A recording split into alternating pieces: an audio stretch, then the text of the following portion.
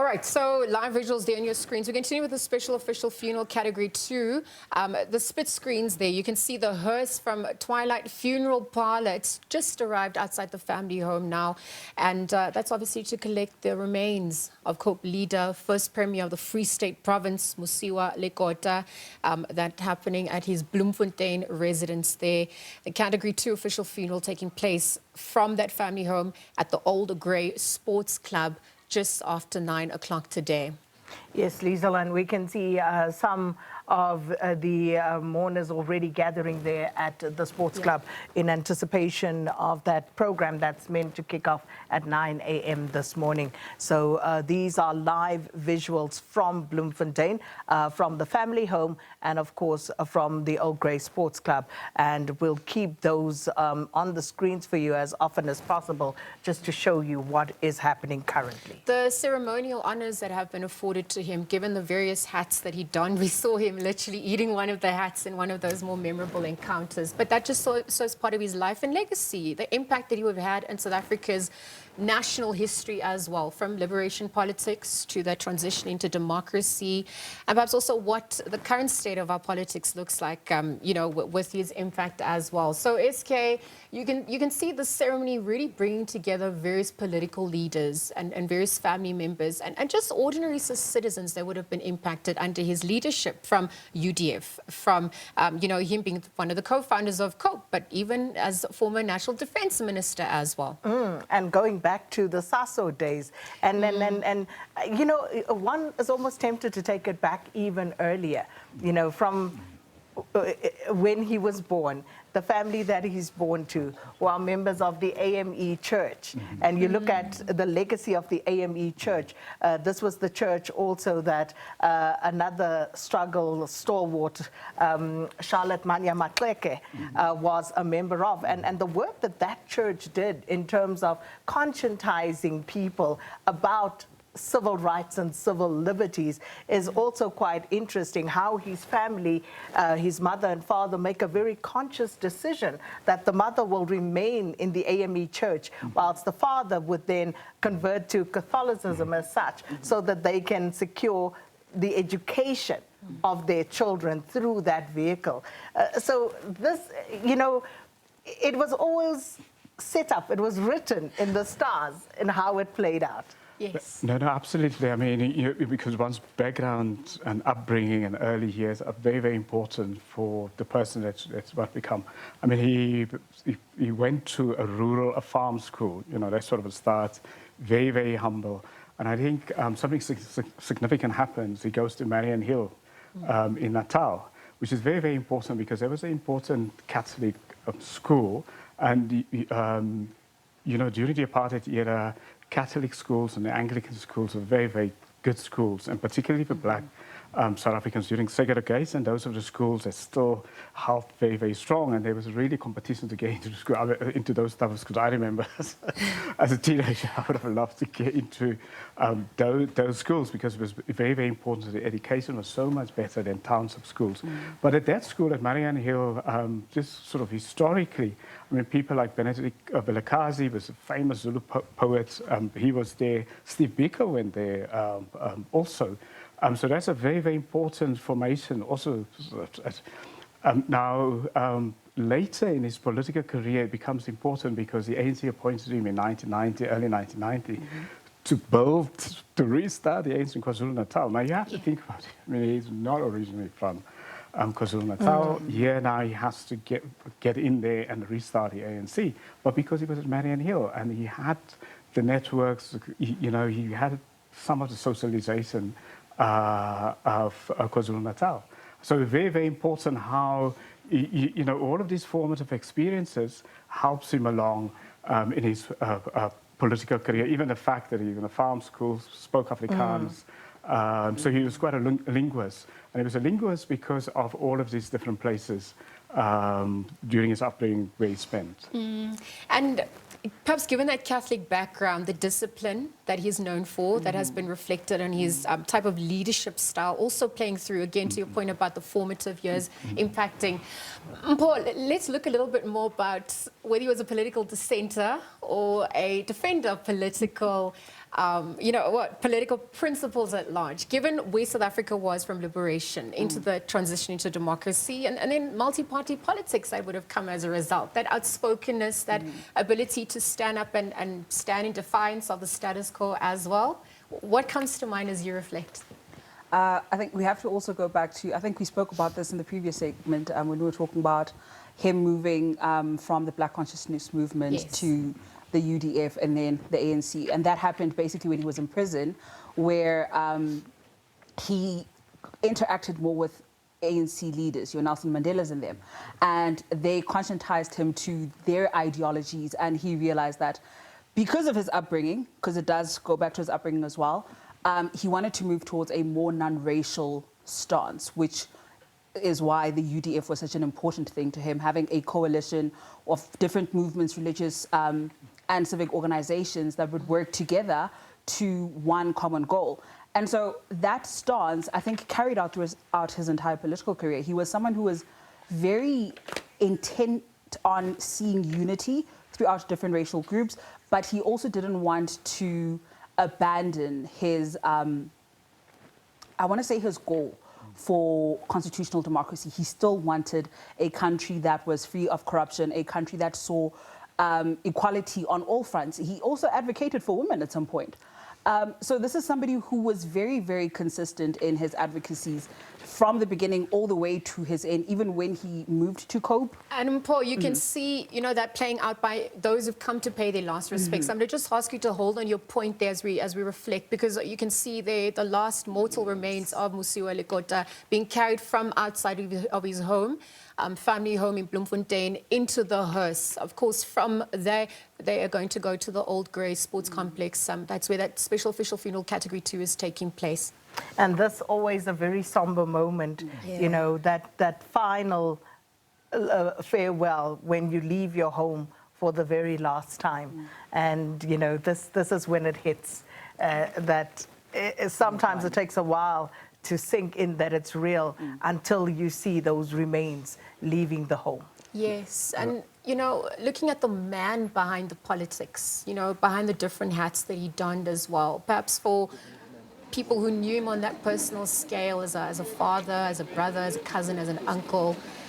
It must be an emotional time for them as well, to your point, Sakina, just with these final moments building up to that special funeral taking place there, and hearing how he was, you know, remembered, how he impacted so many other lives as well, and the different roles that he played throughout his life, obviously succumbing at the age of 77 to cancer as well. Indeed, and we will continue to show you live visuals from the various vantage points that we have as SABC News.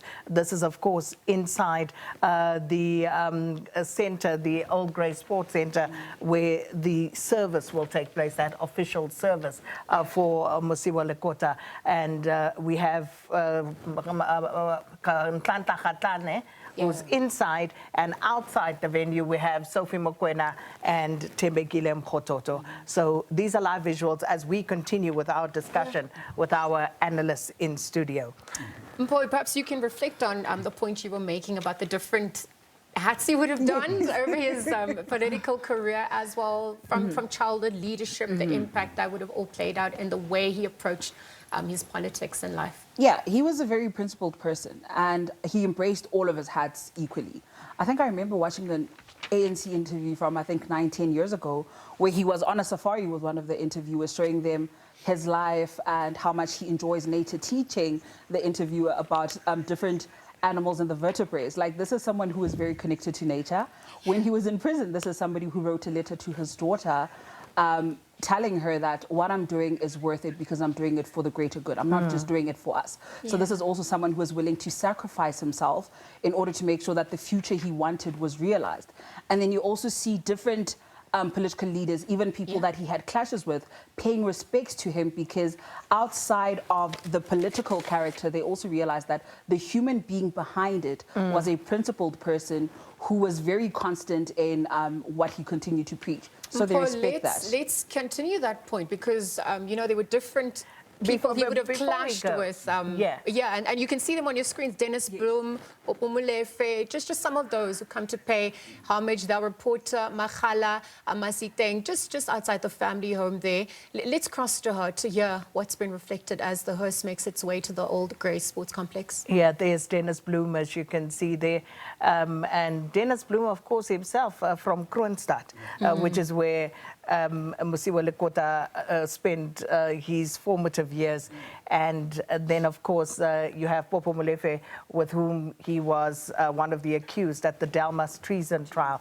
Interestingly, Popo Molefe himself came from Azapo, in joining the UDF. So just watching these live visuals, Makhala Masiteng is there outside the family home. So let's take you there just to find out what Makhala has sight of at the moment. Makhala, if you can hear us, it's over to you. Good morning, Sankina. Thank you very much. What you are seeing is members of the family now, of course, moving out of the home of Ntate Mosioua Lekota. Now, this procession is moving to the venue, the old Grey Sports Center, where the official funeral category 2 is about to take place. What you are seeing there is one of the sons of Ntate Mosioua Lekota, of course, just arranging how the family will go by in terms of traveling to the venue where the official funeral will take place. As you have indicated there, Leanne, we have heard throughout the week how committed he was to his family, despite what was happening, of course, with him being arrested and spending some time in Robben Island. But he kept trying to ensure that he stays committed to his family, even during the memorial service, when one of the family members, in fact, the daughter of his late brother, whom he was not able to come and bury during his time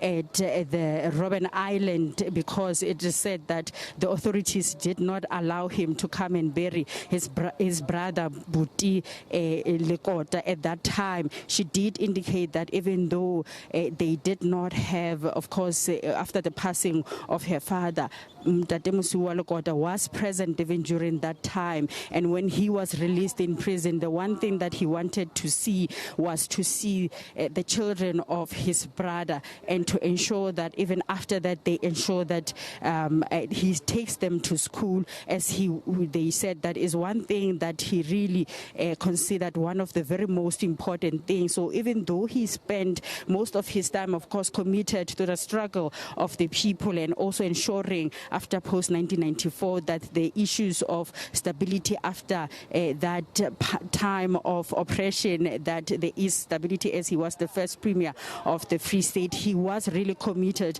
to ensuring that despite his involvement and overcommitment into the service, but he still carries through his family to ensure that he is involved in their family. That is what you are seeing here, members of the family who are truly honoring the one of their anchor in this family, as they said that despite him being involved in a lot of things, he ensured that he is, of course, part of every important activity taking place at the family home of Lekota. In fact, some of his close friends said every time he would come to Bloemfontein, he would call them over to come to the home, of course, spend time with his family here in Bloemfontein, despite his involvement to the struggles of this country.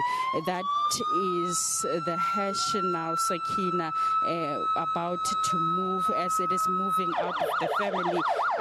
It is a bit noisy, but we are about to move. As you can see, the cars starting to line up.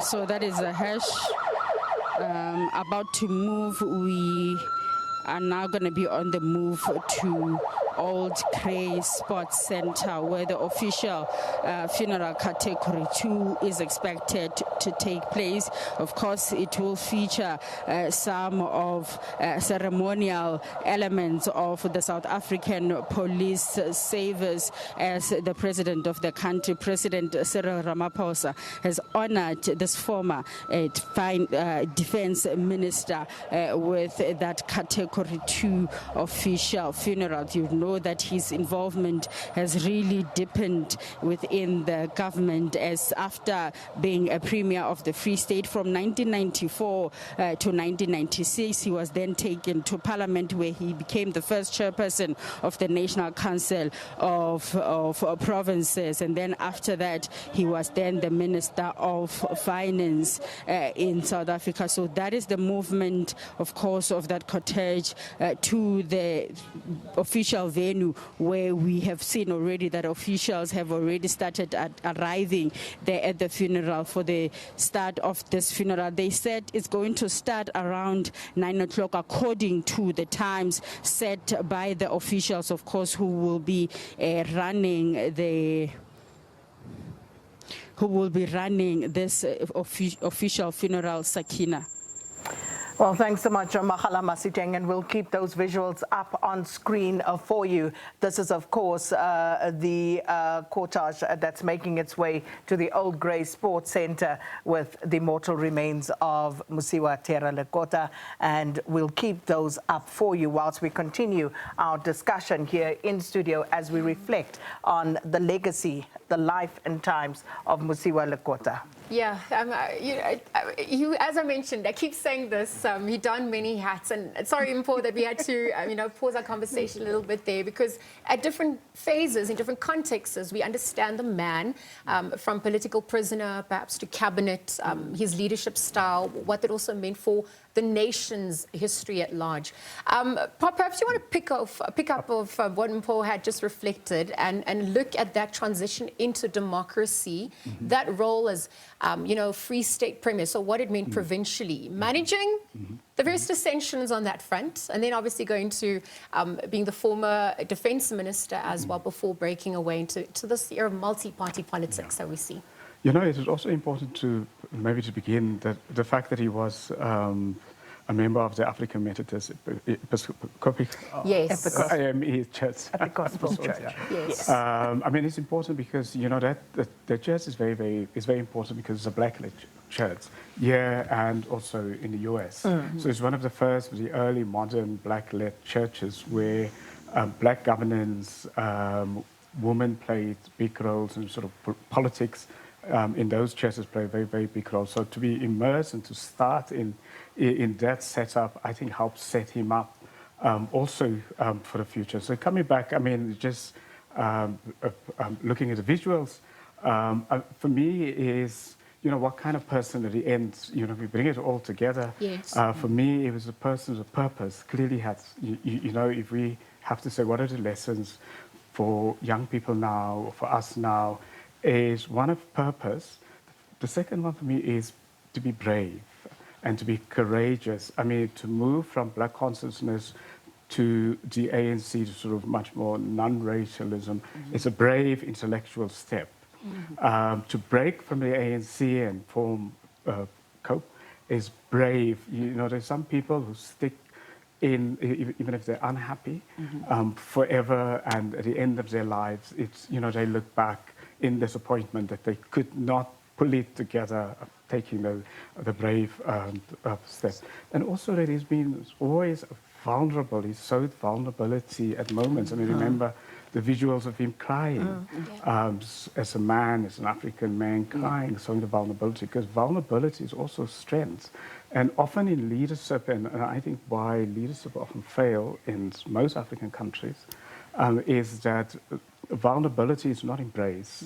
And people make decisions from trying to be strong and hard, and then make poor decisions. So I think that for me is a very important, and maybe the last one, he was a man of action.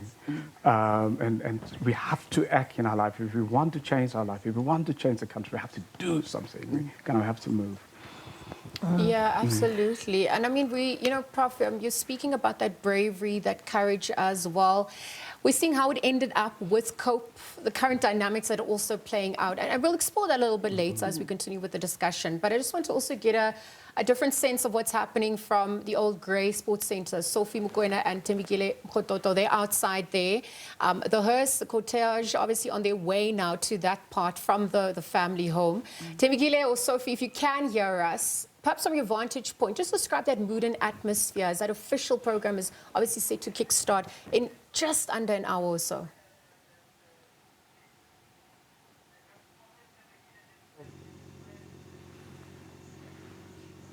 The mourners have already started to arrive as we watch this cortege make its way from the Lekota family home to this place where the dome has been erected for the funeral service today of Mosioua Lekota, who passed away at age 77 at the beginning of March.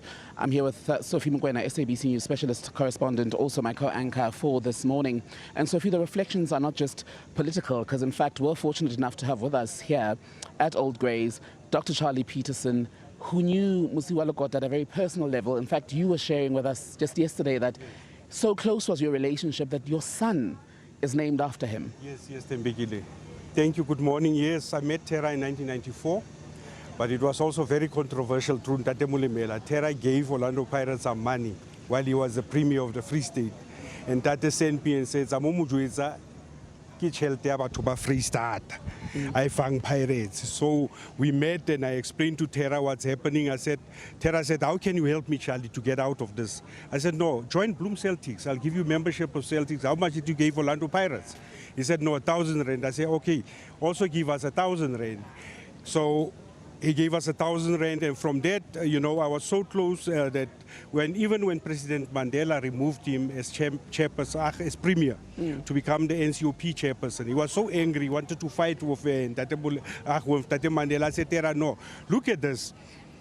NCOP, you're going to be the chairperson of all premiers.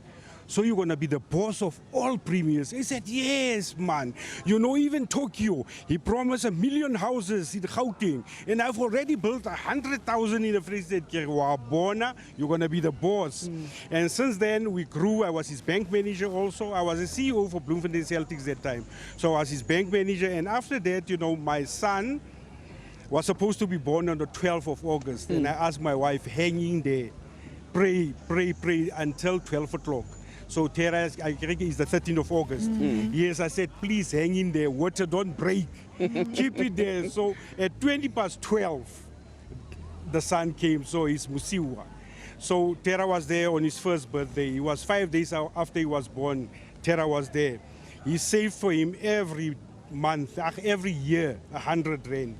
So even the last few days before he passed on, I was with him at the hospital in Midrand, holding his hand, yes. He really liked soccer, and as he pointed out, I remember that story when he had to pay for Orlando Pirates, and the people in Free State were angry that you have Free State stars, you have Bloemfontein Celtics, why you don't contribute and give those two teams. But on the issue of a person who was able to relate to everybody, in most cases we also touch on his relationship with the white community. When you talk about a Democrat and someone who had really embraced the non-racial South Africa. 100%. Just talk to us about his relationship with the farmers around here. Also, if you can remember when the president announced that he's going to remove him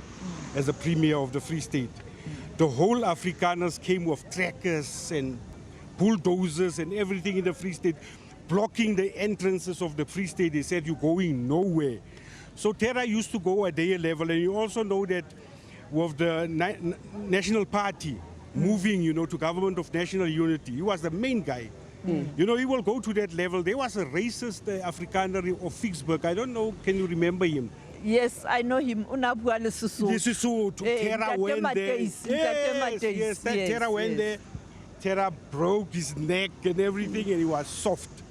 I think it's hard for people hunting. He will hunt with the farmers. We will go hunting with him. He said, Charlie, look at the whites, how they're sitting there. They talk strategy. you guys are sitting in the shebeens talking about girlfriends. If you can change that mind, this country can be a better place. So Sophie, his heart was there. Even, if you read his book, Letters to My Daughter, even the colored community, the son and the boys, deep. So Terra embraced everyone. And you talk about his daughter. It was a deeply painful time when he lost his son in 1996 by suicide. Speak to us about how that affected him. Big time, It was so bad. We didn't know how to approach him, how to console him, because for a strong man like that to be broken, because he was crying from inside, we saw that. And really, Terra never recovered from that. And also, in terms of relating with business, he had lots of friends. You talk about Freddie Kenny, in Kronstadt, Bomarega, Beef Mulife, the business. Lazarus, Fanny Titi, all these big guys. Ntate Lekota was that unifier. He will call us and say, we can build the Free State as Free Staters. All of you, if you can come back, this place can be a better place. And so if you go ahead. No, I wanted to check, but after he left the ANC, how difficult it was for him. He would have perhaps taken you into confidence. So it was very, very difficult because he loved the ANC. But he said, Charlie, I cannot, somebody must do it. I cannot allow the situation and the ANC to die like this. So I am the one sacrificing myself to be hated, to be called names and everything, but I have to stop what's going to happen, because I think he had a vision of what's going to happen in the future. So it was not easy for him to leave the ANC also. And his feelings then about the present. In his last days, because you spent time with him, what did he make, not just of where COPE is currently, but where South Africa is? Because there is still a lot of disappointment among people. I mean, now we talk about how, yes, liberation was attained, but what about economic freedom, etc.? They always said, Charlie, there's not even reserves left for us in this country. We have to come back. And the government of national unity, he actually embraced the government of national unity. Say, maybe this is the last solution for us. But otherwise, I think we're going down. But as people, if you can stand up as citizens, we can change this country. That takes us back to Thursday, where the former Gauteng Premier Tokyo Skhale spoke about if the nation is quiet about what's happening in the country now, we must all take a blame. Do you think we still have that commitment from the citizenry, not looking at politicians only? Because we can blame politicians as much as we can, but ordinary people have power. They are the ones who go to the polls. They can vote, but we see them not going to the polls to express their view or their views. What needs to be done to ensure that South Africans understand that they have power to bring the changes they want and give direction in terms of where the country must go, rather than staying at home as we look ahead to local government elections? Also, what is key, our people, I don't think we can talk about education. Our people needs to stand up and say, I have to make a difference. Like we did with the first elections. We knew that democracy is coming. Tate Mandela is going to be the president. Let's do the same like we did in 1994, because if we can stand up as a citizen, we can save our country. And we can vote in the right leaders. Right, and I just want to bring our viewers on SABC News and SABC 2 up to speed with the visuals on the other side of the screen. You see us looking down. That's because we're monitoring the cortege. You'll see in picture the hearse that is carrying the body of the late Mosioua Lekota to the Old Grey Sports Complex, where the three of us are standing, followed by his family as well. They're all coming here. And Charlie, as a friend, as you look at this moment then, a lifelong friend of yours, in this vehicle to his final destination. How do you feel? Today when I view the body, I couldn't, Tembekile, because, to be with somebody on Thursday, he's gone on Monday, and we couldn't sleep, I think the whole family, chatting about what he meant to us. So really, this is not, we need a Terra now. A fit, energized Terra for South Africa now to guide us. You know, I actually said, Terra, you need to be actually, get away from all the politics and stand up as a citizen and tell people what needs to be done. Not linked to any political party, but very heartbreaking. I still can't believe it. Was he still hopeful that he'd recover and return? And did he want to return to politics? He was strong. He was strong. He wanted to be now that person that will guide and give advice. Yeah. When we look at this moment as the country reflect, particularly for the people of this province, what is it that they can perhaps do to preserve or to honor his legacy? How should people in the province and around the country conduct themselves, or what must they do as part of preserving his legacy? Sophie, Tate Lekota always said, discipline comes first. Love yourself, honor yourself. I think as a country, let's stand up and stop blaming, because we can't blame government forever. Let us be the ones taking hands and change the status quo.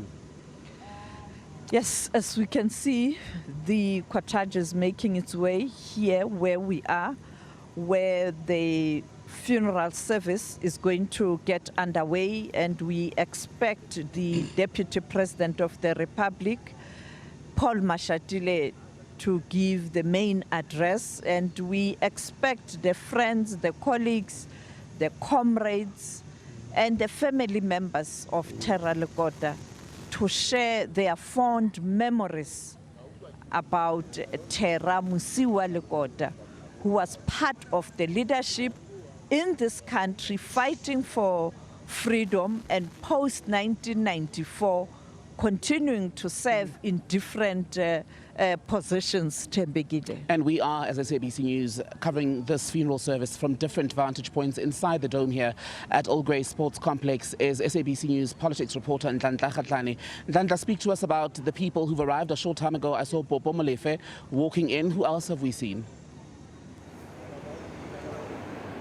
Well, yes, indeed. Thank you so much. Continuing with this live coverage here at the Old Grey Sports Center at the funeral of Mosioua Lekota. Yes, you can expect, Tembekile, that a lot of people would, come and pay tribute, to pay their final goodbyes to Mosioua Lekota. I mean, there's no ordinary person in the history of the country. We're talking about a person that played a huge role in terms of the liberation. When we spoke earlier there, we spoke to, that time when he, was conscientized ideologically by the Black Consciousness movement. Later on, he would also have his fair share of, the brutal system of apartheid, going to spend time in Robben Island with the likes of Nelson Mandela. And if you know him and you've interacted with him, you realize at the time, during press briefings after, he will have those moments to just talk about that, saying that, they grew under Mandela, saying that, they used to share food together. But with me, I'm with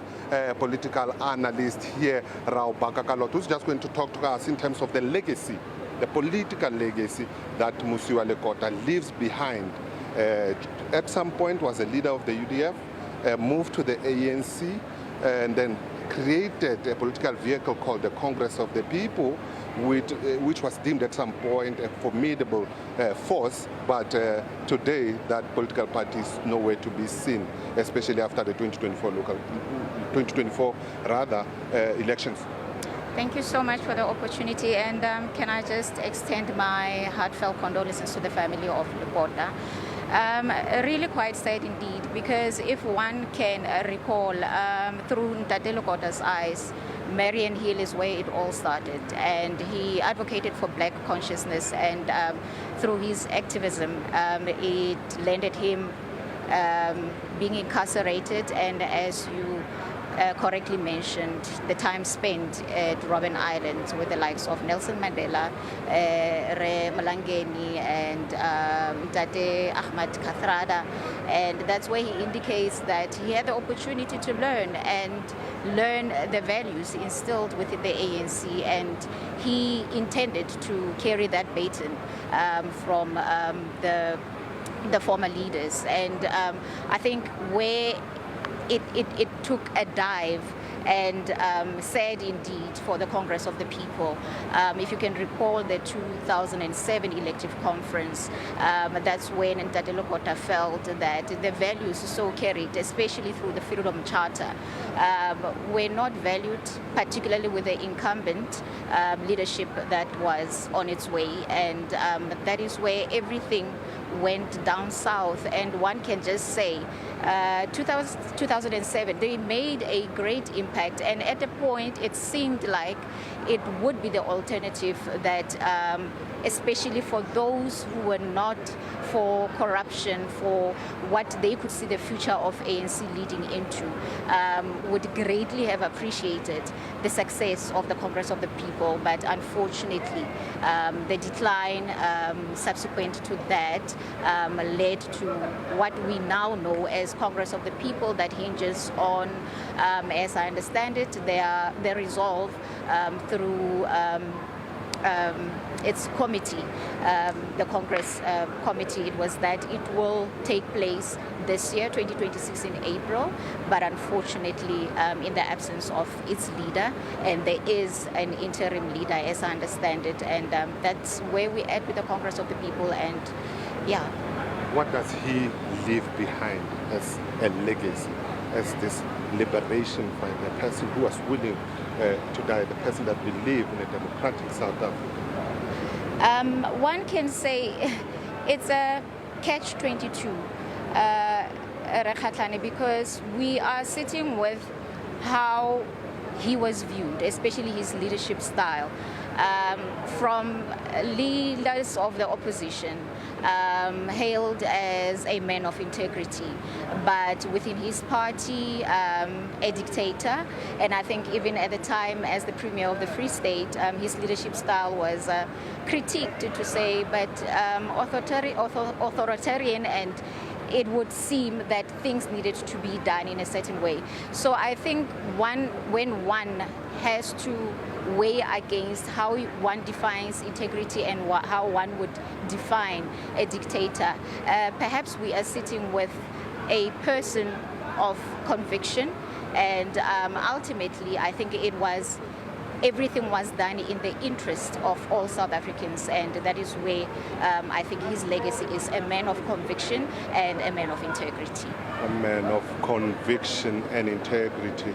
That was political analyst there, Awaka, just talking to us in terms of who this man is politically, what he stood for, and what he leaves behind. With that being said, let me take it back to you, Sophie. Where did you go to school, Thembekile? Yes, we are still here where the funeral of former Minister Terra Lekota is going to take place. We are waiting for the cars to arrive here, the cortege to arrive here. But with me, I have the former Secretary of COPE, the person who worked with Terra Lekota, both in the ANC but also in his new home, that is the Congress of the People. Melindol Shope, you did work with Ntate Lekota both in the ANC and also when you and the others joined COPE. Tell us about Ntate Lekota. Okay, firstly, I shop at Kubega, so that is Kaka divorce you. But I worked in Ntate Lekota, as you indicated, both in the ANC as well as in government. When he was minister, I was Director General, and then for us, most significantly, in the Congress of the People. He was a very hardworking leader, a leader with integrity, but someone who taught us, and I hope that that is part of the legacy that South Africans are going to get from him. It's the importance of honoring respecting our constitution and our constitutional democracy. Because if we go down the route of unconstitutional removal of leaders, we are not going to go anywhere. Secondly, that we should serve our people with integrity, without corruption. Those two things for me were really, really key. He was a member of COPE, but when you look at what's happening since he passed on, we saw the outpouring messages, not only from COPE, but political parties in general, particularly his former home, the African National Congress. What does that tell us? I mean, even the way COPE is working with government, with the ANC. We know the ANC Secretary General, Fikile Mbalula, will deliver a message on behalf of ANC. We saw the first Deputy Secretary General, Nomvula Mokonyane, at the memorial in Johannesburg. We saw people like Tokyo Squale on Thursday at the memorial in Bloemfontein, who are still members of the ANC. Well, absolutely. Well, first of all, I think as the Congress of the People, we are really, really indebted to the President for declaring this as a special official funeral, Category 2. You know, I always wondered whether the day that we were going to bury Ntate Lekota, the ANC and other colleagues would not come. So we are very humbled that everyone has come. This is in recognition of who he was. He was beyond just a political party. And as a Congress of the People, we are very, very appreciative of that. And it's not just the ANC, it's the Black Consciousness Movement, you know, and when he was a student and so on. So it is overall. And of course, there are lots of community organizations as well. So we think that this is befitting honor to him, and we hope that all South Africans would be recognized for their contribution, even outside the vehicle that they chose to use to contribute. Thank you so much for your time.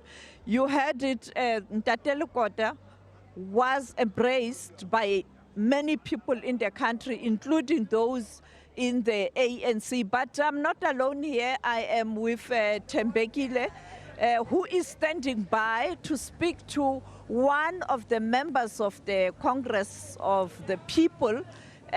He drove all the way from KZN because he was very close to Ntate Lekota. Over to you, Thembekile. Sophie, thank you very much for that. You're talking about Graham McIntosh, former COPE MP, who will speak to you shortly as we continue to look at these visuals, the cortege, the hearse carrying the body of Mosioua Lekota now just up the road from the Old Greys Sports Centre, where it will be brought in. The casket will be brought in, followed by the family and their closest friends. And Graham, as we watch these pictures then, you were telling me, I mean, you're a young man of 82 years, and Mosioua Lekota was actually at your 80th. Speak to us about your friendship.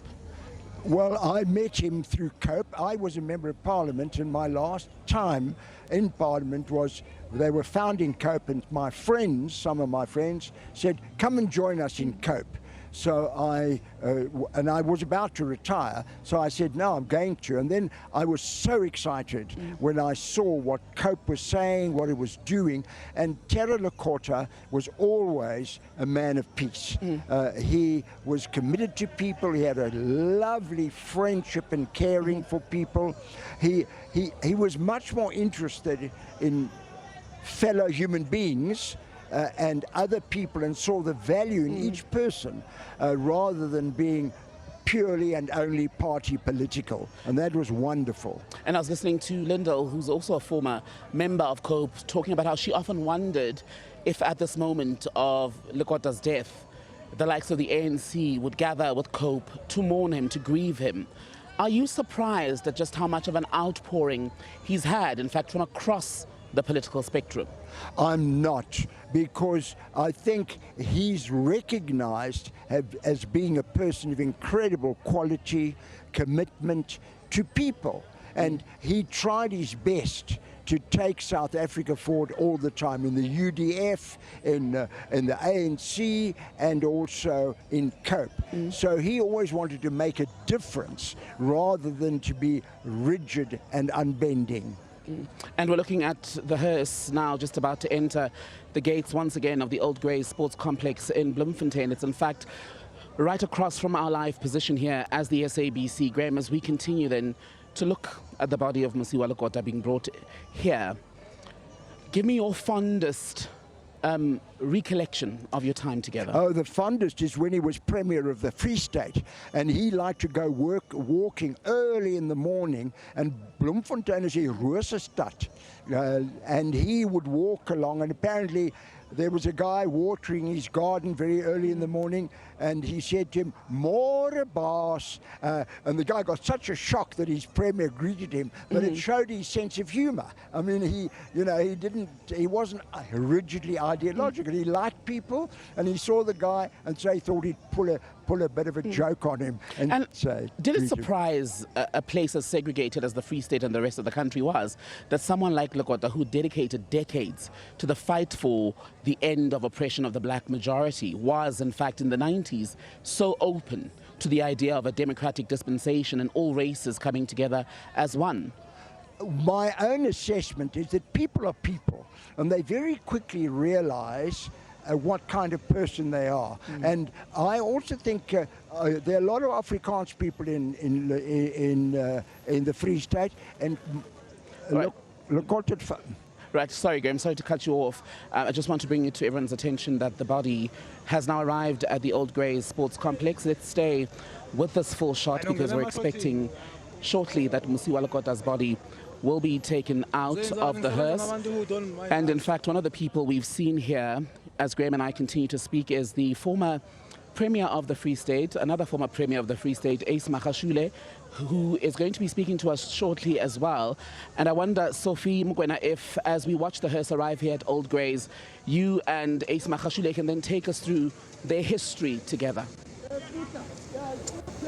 Well, you are correct, Mbekile. You know that when Ntate Lekota became a premier of the province, Ntate Ace Magashule was part of the provincial leadership. They worked together in the ANC, and therefore they know each other very well. Ntate Magashule, welcome to SABC. You worked with Ntate Lekota when he was mobilizing in the 1980s. I remember the Val uprising. You were there, he was there.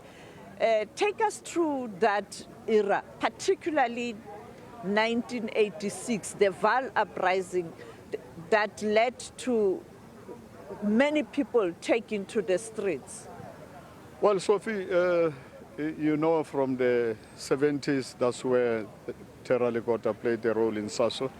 76 over to 80 as also student organization, and moving into 83, the United Democratic Front. 1984, 15 July, Tumaule Day, 3 September, Val uprisings, state of emergency, 1986. And Terra was always there. He actually mobilized a lot of people in South Africa.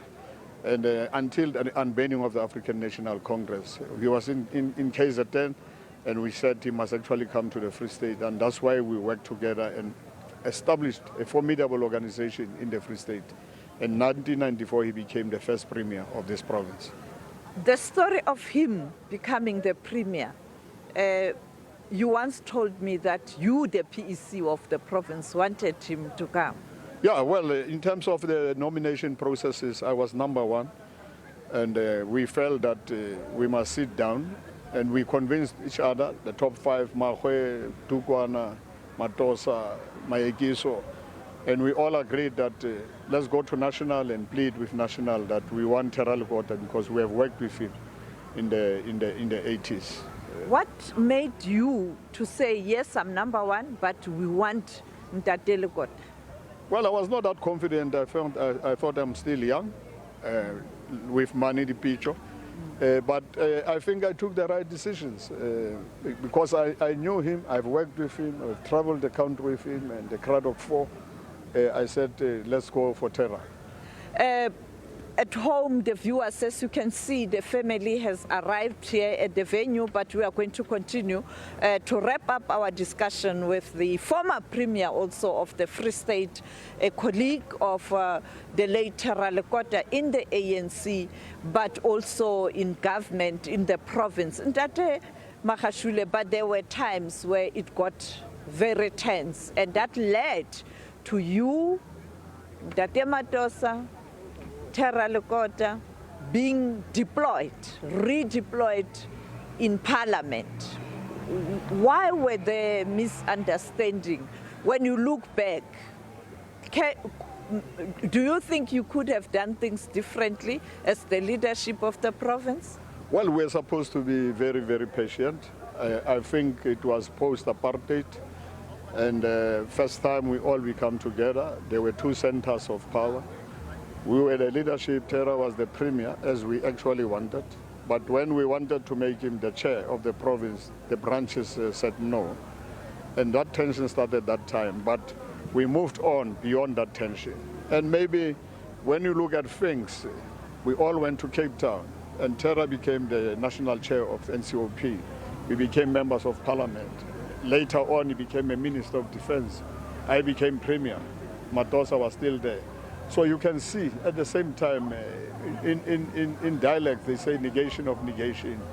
Things happen, but you think there are conflicts, but those conflicts actually made us to be who we are today. He left the ANC, but you later also left the ANC. But when we look at this funeral, there's an outpouring messages of support from all walks of life, including the breakaway groups of the ANC. What does that teaches you, the people who left the ANC and those who are still in the ANC? Even if you can fight, because our battles and fights are not personal, they are political at times.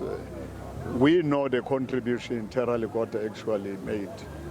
Brought to the people of South Africa. There is no way we can want to disown. Otherwise, history will judge us. And I think that's why we are all here. In fact, this funeral actually tells us one thing. As African people, black people, if we don't want to come together, we will never change this country. Thank you. We have played our role as leaders. We must still mobilize people, but give other people a chance to lead us. Thank you so much. That was Ace Magashule, the former Premier of Free State, a former member of the African National Congress, speaking to us here. As you can see now, the family has arrived. We're waiting for formalities to start. And back to you, Thembekile.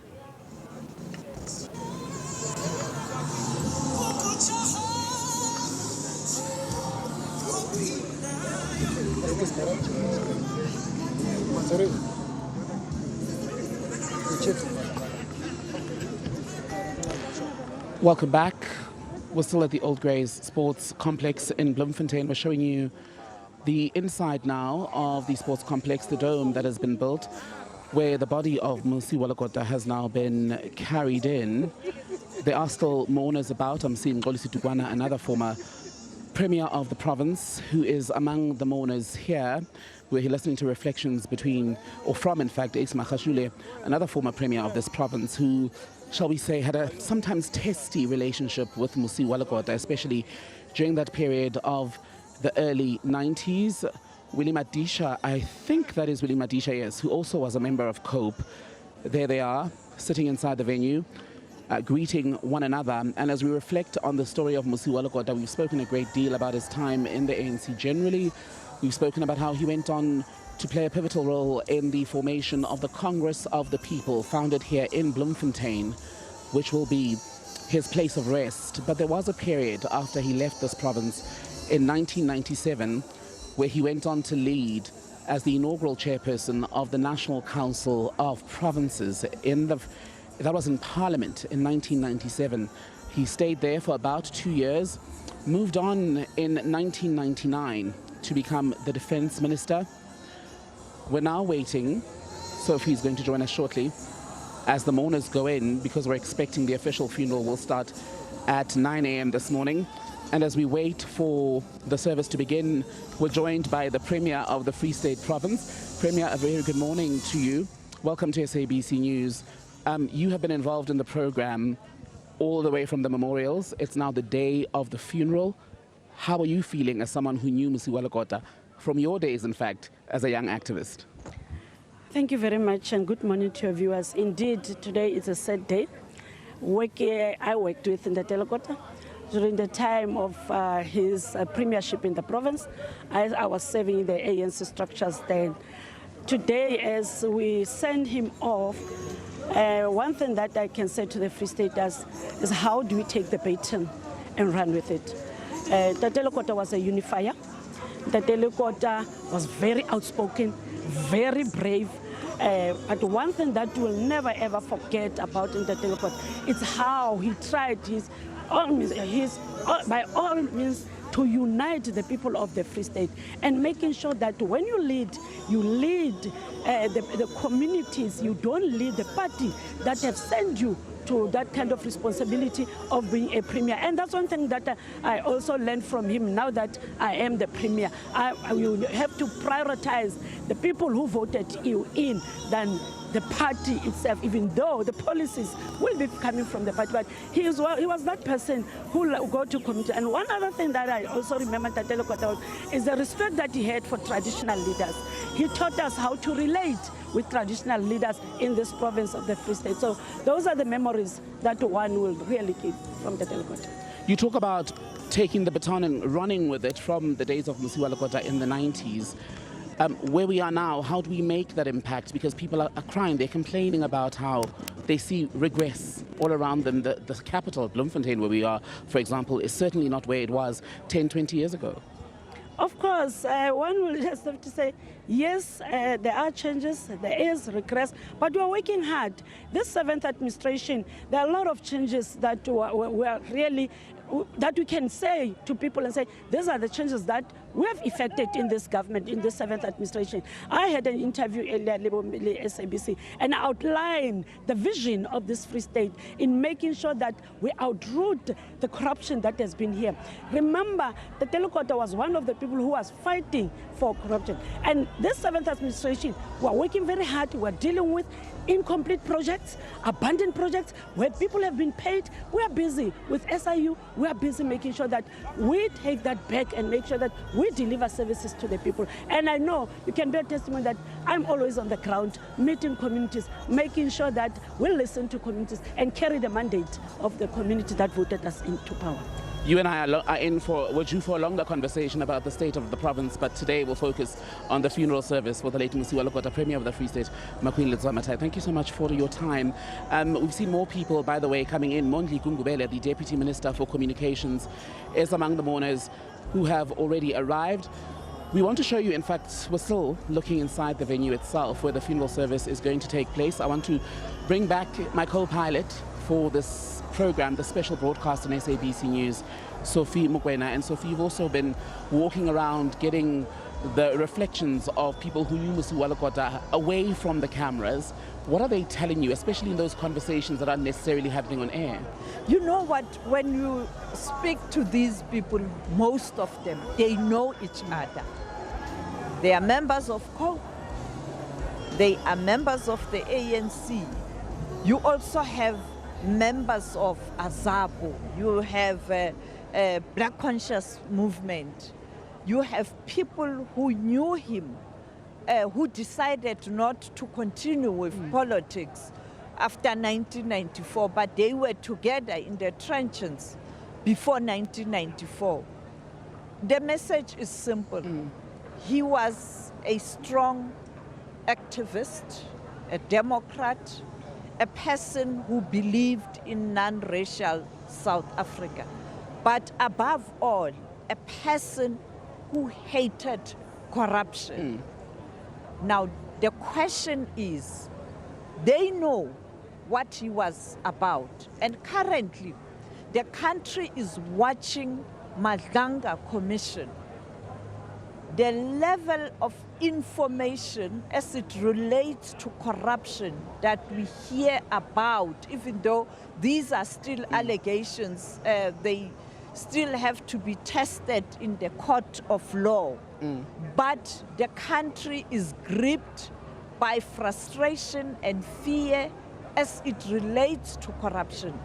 And it's not long ago where the country was glued on the screens looking at the problem of corruption during the state capture hearings. And therefore the question is, are we likely going to see those who are very close to him, who are in high senior positions, particularly in government, doing a proper introspection? And I think Nhlanhla Kgatlana is standing by with Dennis Bloem, who worked with Terra in the ANC and in COPE. And I think he will take this discussion forward as it relates to people sharing their stories about Mosioua Lekota. Over to you, Nhlanhla.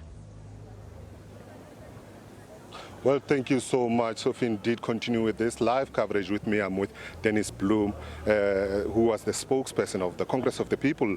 Just talk to us in terms of your fond memories of Mosioua Lekota.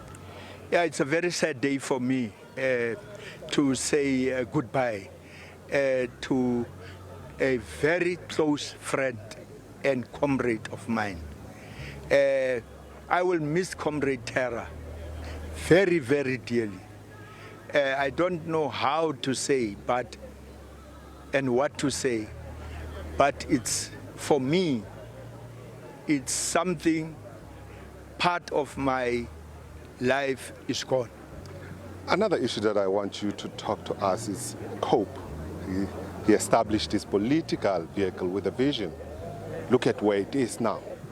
Yeah, no, you know, the leadership of the Congress of the People who are there, the interim leadership, must take this thing forward. It will be a very sad day if they will let the Congress of the People disappear, because Comrade Terra was very, very serious in building this party. What is he leaving behind? He's leaving a legacy that each and every one must follow. He was a corruption buster, a hater of corruption. That is what he is leaving behind. All of us must follow that legacy of Comrade Terra. Well, thank you so much.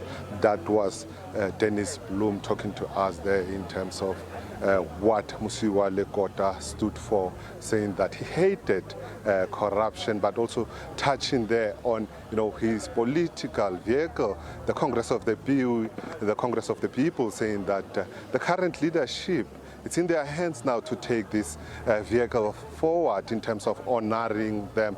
Now I will take it back to Sophie Mokoena. Deputy President to arrive from now, and I'm just going to move out of shot so that you can see people who have arrived.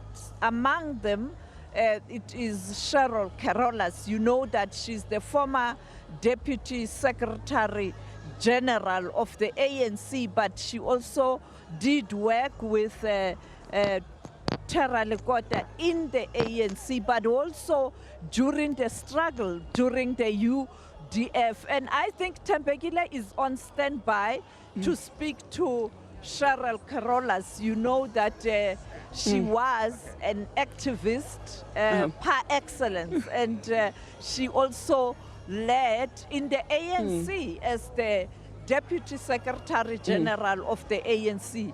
Thembekile, you can Sophie, have a thank you very much.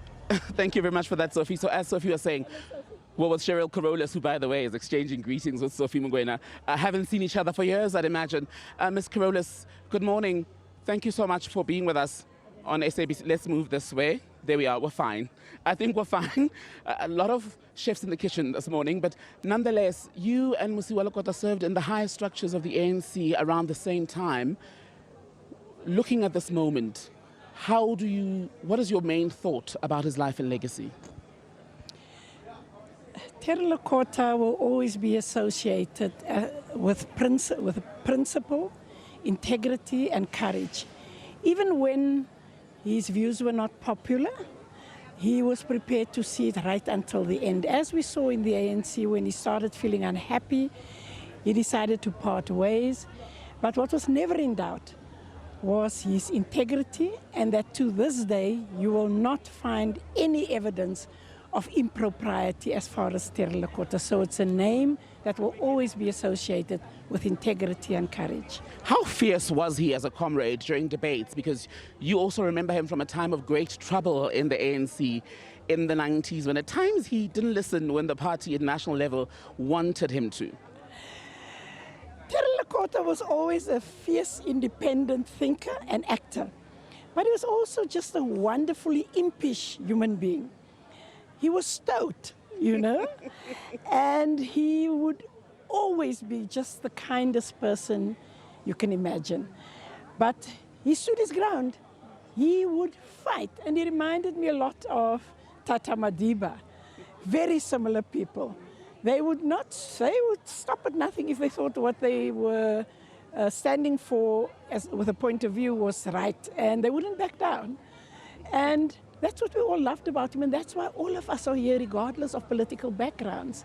We're coming to bury a son of South Africa at a time when we need to remember those of courage and integrity. What struck me in the tributes is how the relationships, especially with those of you who remained in the ANC post that 2007-2008 period, he was able to remain in touch and keep those friendships going for many years. How was that possible, given the weight of the exit from the party at the time? You know, I know Terra from when I was a 13-year-old. My brother and him were on the same trial, SABC trial, and his family stayed with us when they came to visit him on Robben Island. So our friendship goes beyond that.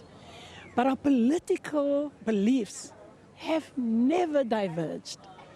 Today you will find those of us from the UDF days, when we celebrated UDF 40, Terra was there. He was a leader of the UDF, and no one will ever deny that that's what he was. We have remained friends because our principles have remained the same. Regardless of what our choice of political party was, that's just a party. We stood for the same things. Thank you very much, Ms. Cheryl Carolus. We've made you stand in the way, and there's a car coming. I know I've made you stand on a broken leg, but we appreciate you taking time to speak to the SABC. We'll leave you to go back inside and join the other mourners. So Cheryl Carolus, another friend and former comrade of Terra Lekota, who's come out to Bloemfontein, broken leg and all, to bid her friend a final farewell. Sophie, over to you. Yes, that was a profound tribute there from Cheryl Carolus. As you know, that he did work with Mosioua Lekota during the UDF time. That was before 1994. And also later in the ANC, as you know, that she was the Deputy Secretary General of the ANC. And at that time, the Secretary General was the current president of the ANC, Cyril Ramaphosa, who is also the president of the country. And it was only at the Mafikeng conference where another leadership came in as the leadership of the ANC, and then Terra Lekota being part of that leadership in Mafikeng, where we saw the late Winnie Madikizela Mandela availing herself before the conference in Mafikeng, and later withdrawing her nomination at the Mafikeng conference. So these people know each other, they've worked together.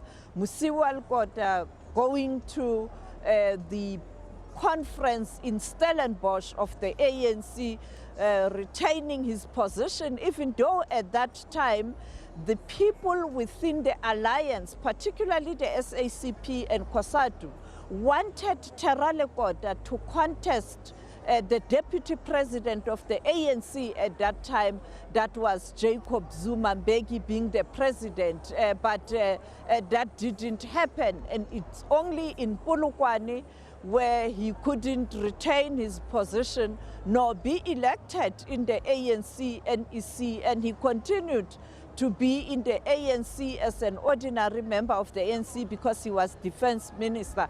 But it was after the recall of the then former President Thabo Mbeki where him and others resigned in cabinet. And my discussion with the former president of the Republic, who later also became the deputy president of the Republic, Kgalema Motlanthe, saying that he had to take over after President Mbeki, but fortunately he was part of the cabinet because he was a minister in the presidency. And he was expecting that they will not resign because he wanted, as the president, to continue with those who were in cabinet, but they gave him reasons, some of them saying now it's time for us to retire, others saying that we feel that we want to give you space to bring in a new blood, and therefore Kgalema Motlanthe taking over after Mbeki and also continuing later to be the deputy president of the Republic, and Mosioua Lekota with the former deputy president and the former president, because he was the president, Kgalema Motlanthe, continued with their relationship post that decision to leave the ANC and start a political party, the Congress of the People. He relates a story where Lekota would always visit him and always engage with him. And therefore, he continued to engage with some people within the ANC. That is why we also saw the former Premier of Gauteng speaking at the memorial. We saw the current First Deputy Secretary of the ANC, Nomvula Mukwanyane, speaking. But we also saw members of AZAPU at Regina Mundi paying their tribute to Mosioua Lekota. We saw the BCM, the former leader of the BCM, Itumeleng Mosala, also delivering a message at the memorial here in Bloemfontein on Thursday. We earlier saw the arrival of the Deputy President of the Republic, that is Paul Mashatile, who is going to deliver the message today. But I just want to step out of the shot to show you people who are arriving, as you can see, even inside, as you can see the coffin now, been taken inside the venue. And as you know that this is a official funeral, category 2, where you have the formalities and the South African Police Service taking over the ceremony, and his coffin now is draped with the South African flag as an indication that this is a special official funeral category 2. Tebegile. And that's right, Sophie, because the coffin actually is going to be laid at its resting place for the service in a moment. The Deputy President and the widow of the late Mosioua Lekota, I'm told, will then walk in together to a section where his nearest and dearest, the family, and indeed the highest levels of government. As we see the former Minister Trevor Manuel arriving there, I'm sure he will have a conversation with us when he's done. You know that he is going to also speak because he worked with Mosioua Lekota at the UDF, but also in cabinet, Trevor being the Minister of Finance and working together, Mosioua being the Minister of Defense. And speaking of Trevor Manuel, there's actually a very striking photo of himself and Mosioua Lekota in their UDF days. Young men then determined to continue to fight shoulder to shoulder for the liberation of South Africa. I was saying earlier, the coffin will itself be escorted into the venue by the widow of the late Mosioua Lekota, as well as Deputy President Paul Mashatile, as Sophie was telling you, who will then deliver the eulogy. He's also among the people who would have held a great deal of admiration for Mosioua Lekota as, if you will say, an elder, for want of a better word, in the ANC structures at the time. We've seen Zamani Sol, the Premier of the Northern Cape. He's also here to say farewell to Mosioua Lekota, and we're seeing, in line with this being a special funeral, a lot of police presence because there will be a government part of the program. We're just trying to get the attention, in fact, of some of the people who are walking in so they too can share their reflections, people having traveled from near and far to be here. Let me speak to Phil Molefe. You know, Phil Molefe was the head of news at SABC. But Phil Molefe is a veteran journalist who covered politics before 1994 and after 1994, including the late Zwelakhe Sisulu, whether you talk about Joe Tlhole. Ntate Molefe, thank you so much for your time. Mosioua Lekota, you covered politics before 1994. Yes. We came in 1994 when things were rosy. Take us through, you know, the Delmas trial, the Val uprising as journalist, your memory about Lekota. I have worked with him very closely, and fortunately, it was in both areas, as a journalist and also as an activist. In 1984, as an activist in the Val, we worked very closely with Mosioua Lekota. But also as a journalist, I covered a lot of the activities that he did. And the Delmas trial, I followed the Delmas trial from its very early days, right up to the time when they were sentenced in Pretoria. And by the way, when he was sentenced, this is one person who went to Robben Island for the second time. So he spent 2 terms on Robben Island. What a contribution to this country. Thank you so much, Ntate Molefe. I know you're rushing to join people inside there.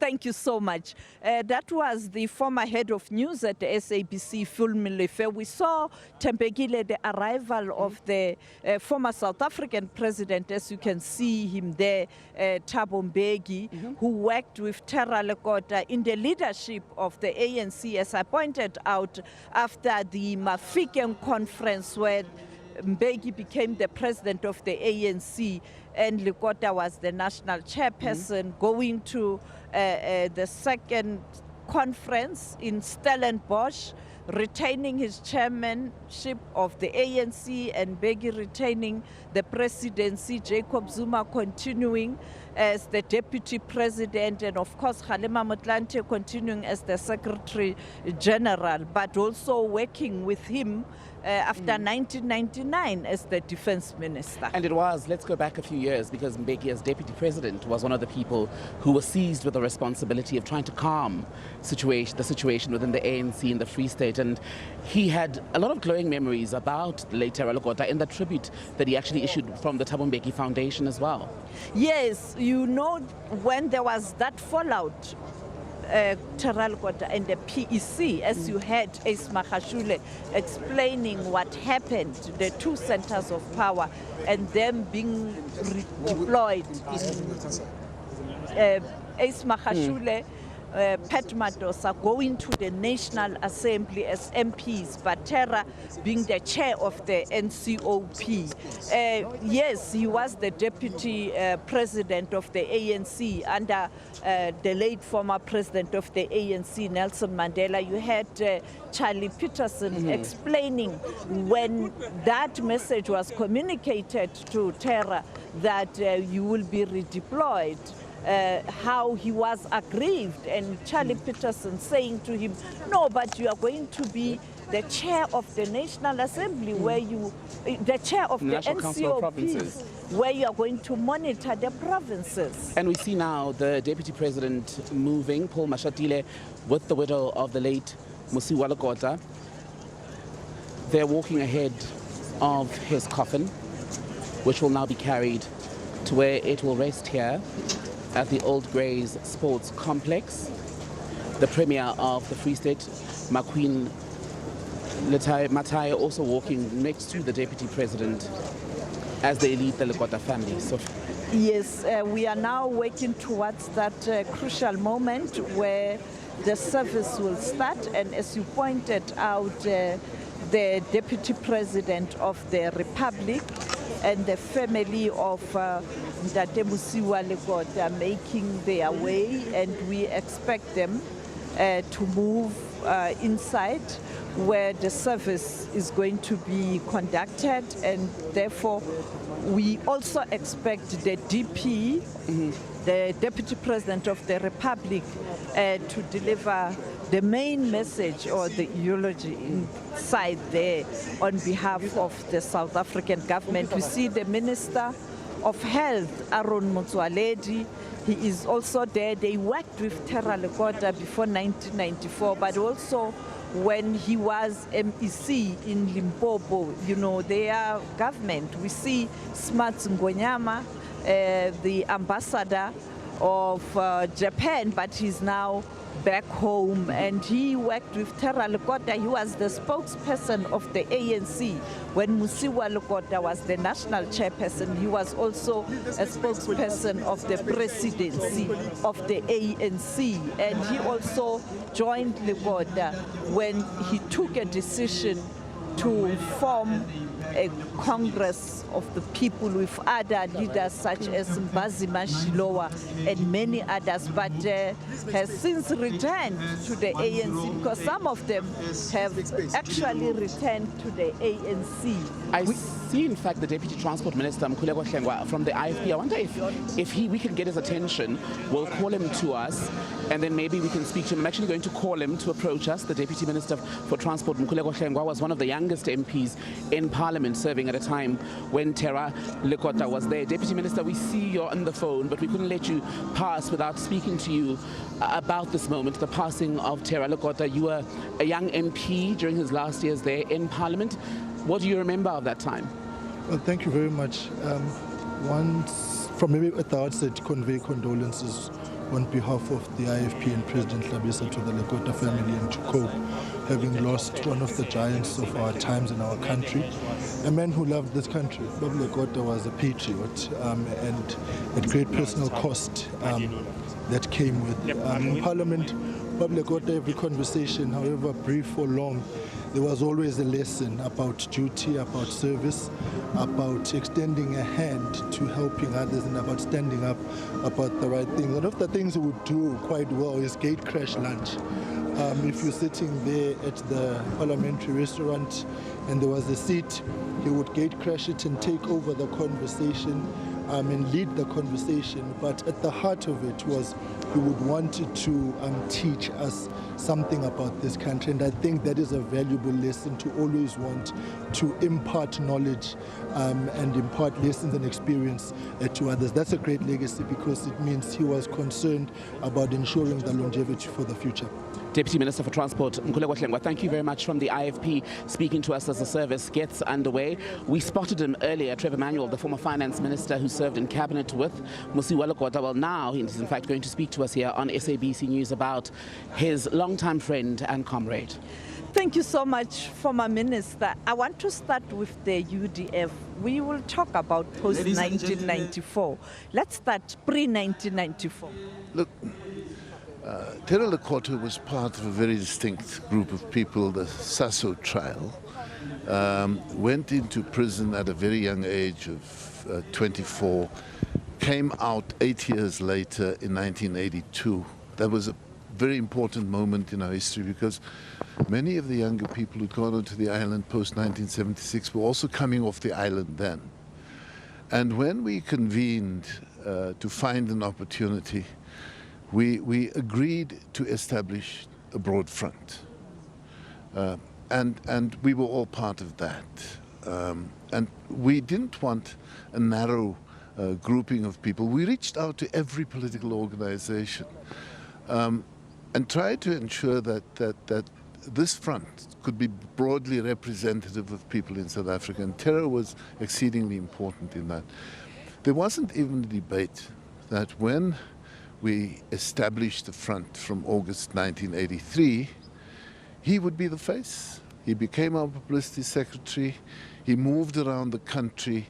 He took struggle into small towns whereas previously struggle had been primarily in cities. He took it into small towns, and his energy built the movement.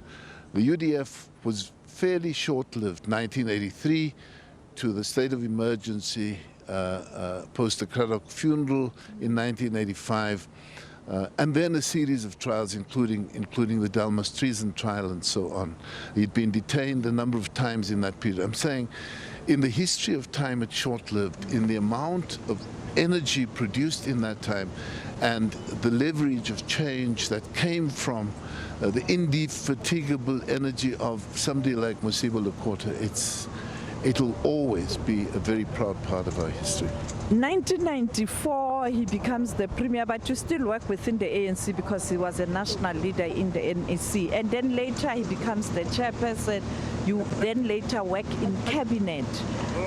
But there was a moment where he had to take a decision again to leave the ANC. I remember when they resigned. I think you were at the spring meeting of the IMF, or you were out of the country. You were there. Look, there were a number of things we did together. He was premier. He was recalled as premier because if he had a fallout with some comrades here in the Free State. We worked together again on a continuous basis, and then Polokwane happened. And Polokwane really split the movement. Terry was very angry. He went off and formed COPE with a number of other people. I did not. I was still Minister of Finance, and we remained in contact. I didn't join COPE. It was never a barrier between our communication. Right to the very end of his life, I can say without fear of contradiction, we remained friends and comrades because that was his character. Minister, former minister, I've forgotten now. I know you're rushing inside there, but thank you so much for your time. But when you wrap up, as the people of South Africa at this moment, as we reflect, what should we focus on in terms of, you know, when you look at the challenges facing the country, looking at the leadership of Mosioua Lekota? The first point to make is that if you went into the congregation here, you will find every political color of every movement, because terror was bigger than the organizations that he formed part of. So even though he left the BC on the island, the BC is very strong here. He left the ANC post Polokwane. The ANC is very strong here, and COPE would be strong here. He was able to unite people in life and in grief, and so I think it's one of those issues as a lesson in what we're capable of from the way in which he lived. But we must understand now that the dreams of a generation, which the dreams are actually codified in our Constitution, we're not living up to them. We've got to keep calling out our own failures, holding ourselves to account, and build into the future. Thank you so much. Thank you so much. That was former Minister of Finance, Trevor Manuel, talking to us there. He did work with Mosioua Lekota for quite a long time before 1994, and also after 1994, as I pointed out, they were together in cabinet.